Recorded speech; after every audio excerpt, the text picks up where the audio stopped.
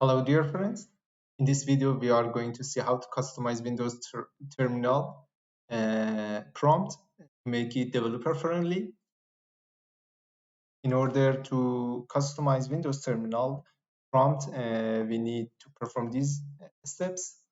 First of all, if you don't have Windows terminal installed, go to Microsoft Store and search for Windows terminal and install either stable or preview version. The next step is to allow PowerShell to execute remotely signed script, since what we are going to do is to use a uh, Powerline plugin to provide custom prompt for our Windows terminal. So we need to have PowerShell uh, execute remotely signed script. So I can search for PowerShell remote sign,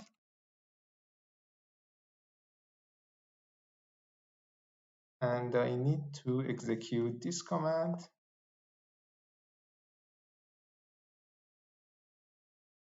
in a Windows terminal with in a PowerShell with administrative privilege. So I execute it. Now I can execute remotely signed script. So the next step is to install the Powerline prerequisites. If I search for Powerline terminal, here is the official Microsoft documentation. I need to install these modules. So let's go and run them in a PowerShell instance.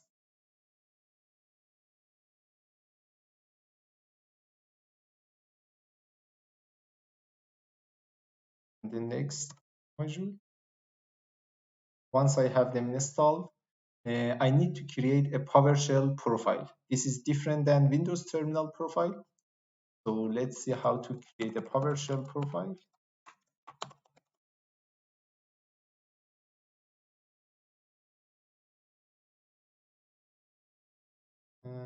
I can easily check if there is a profile available already. This command will check if the path is available, but it is not. So I can create new profile. This command. It creates a new file here. This name in this directory. So I open it. I edit the file with sudo code. It's an empty file. The next step is to set up this profile to execute some custom commands after starting each PowerShell instance. So I go back to the official documentation of Powerline. I need to add these commands to the end of my PowerShell profile file, currently empty. So I add them and save them, close all of my Windows Terminal instances, and I open it again. You see a delay, and that delay is because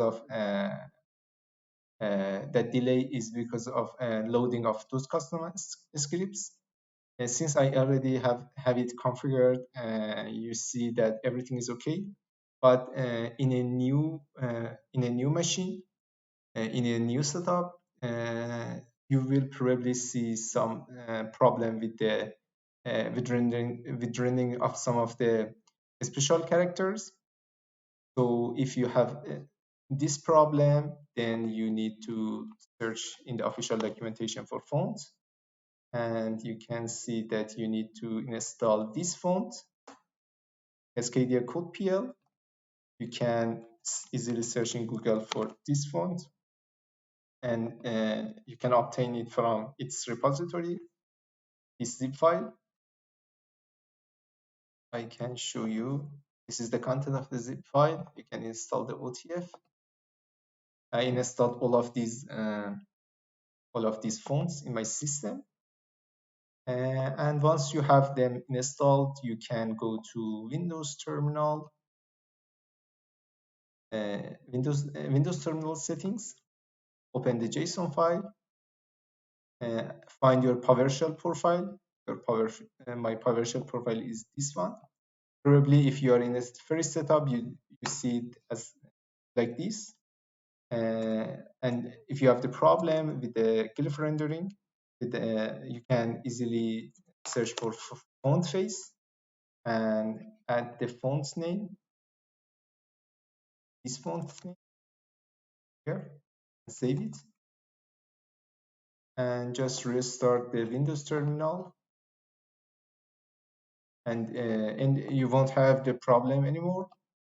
And let's see how's the experience with the repository folder. And so let's down it again here.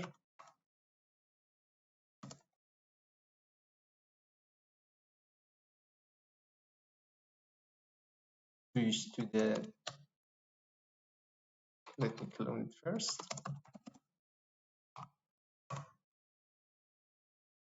And switch to the repository folder. And as you can see, the current branch name is displayed here. And let's switch to another branch. And the branch name really, I can easily see which branch I am in. So this is really cool. And also it has a very good colorful path separations. Really helps the developer not to make mistakes in terms of doing operations in wrong folder. So this is just some small usage of this powerful plugin. You can go to the repository, Powerline repository, and find other useful customizations that are available, so you can customize it the way you want. Yeah, that's it. I'm hopeful that it can be useful for you, and thank you for watching. Have a nice day.